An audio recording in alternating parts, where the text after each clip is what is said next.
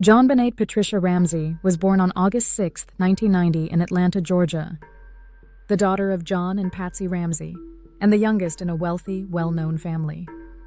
When she was still a toddler, the Ramseys moved to Boulder, Colorado, a quiet and picturesque town surrounded by the Rocky Mountains. From an early age, JonBené's mother, a former beauty queen herself, entered her into children's pageants, and by the age of 4, JonBené was already competing regularly. She performed in front of large crowds, wearing glittering costumes and heavy makeup, holding trophies almost as tall as herself. She won several titles, including Little Miss Colorado and America's Royale Miss. In her daily life, though, she was still a normal little girl, going to kindergarten at High Peaks Elementary School, loving to dress up, playing with friends, and spending time with her older brother, Burke. Burke Ramsey was born in 1987, making him about 3 years older than JonBené. He was known as a bright and curious boy who loved computers and building things. When the tragedy happened, he was 9 years old. In the years that followed, Burke withdrew from public life. Although his name has often been mentioned in theories surrounding his sister's death, he has always denied any involvement and has never been charged with any crime. On Christmas night, 1996, the Ramsey family returned home after a festive party.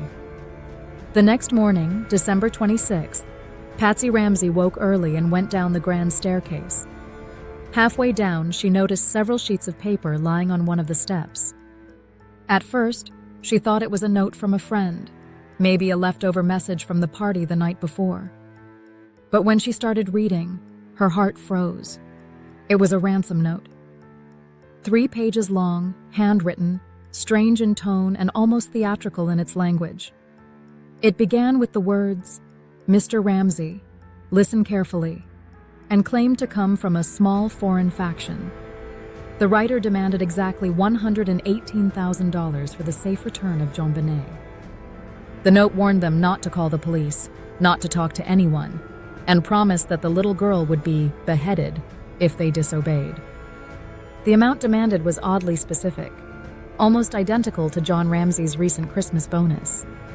Patsy screamed for John, clutching the note in her hands, her voice echoing through the house. Within minutes, she was on the phone to 911, reporting that her daughter had been kidnapped. Police arrived quickly, but the investigation was mishandled from the very beginning. The house was never properly sealed off. Friends and neighbors came and went, and potential evidence was moved or destroyed.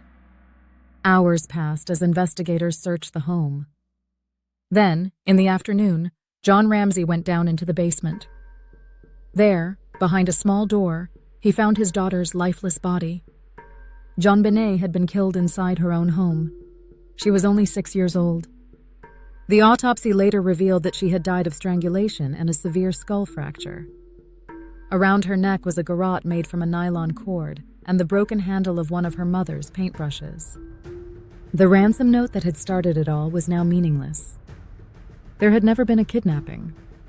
The case quickly became one of the most infamous unsolved murders in America. Many people suspected the parents.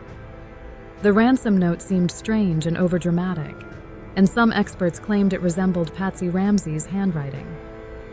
Others pointed out there were no signs of forced entry, no footprints in the snow, and no signs of an intruder. Theories multiplied, and suspicion shifted constantly, from the family to outsiders and back again. Among those outsiders were several men who, over the years, became the focus of police investigations.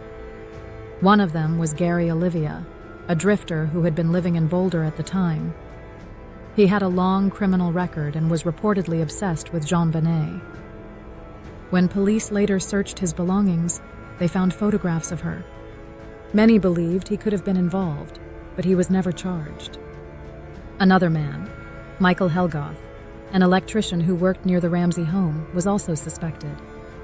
Just days after police announced they were close to making an arrest, Helgoth was found dead from what appeared to be suicide. Some officers believed he may have feared exposure or guilt, but again, the evidence was inconclusive.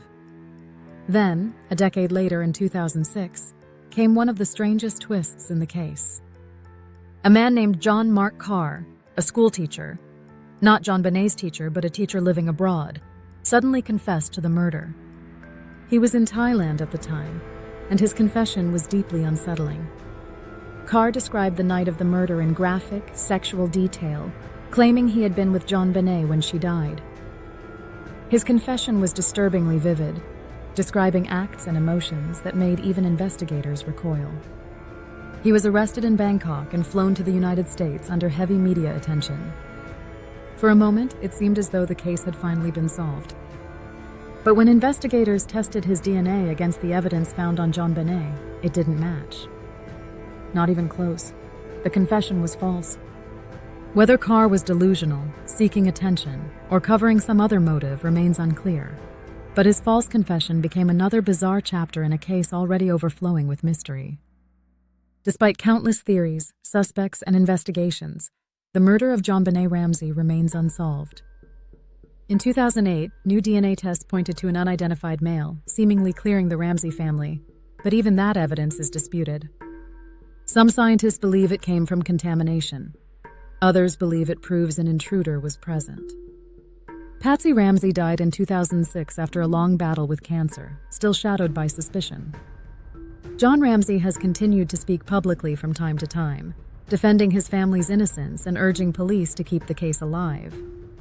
Burke, now an adult, lives a quiet life, rarely appearing in public, but forever linked to the most haunting mystery in modern American crime. Nearly 30 years later, the questions remain. Who wrote that strange ransom note? Who took JonBené's life on that cold Christmas night? And why, after all this time, are we still no closer to the truth? If I'm honest, my own suspicions lean toward her brother, but that's not something I can prove.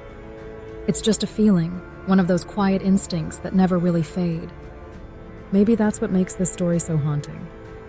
After all these years, we still don't know who killed JonBené Ramsey.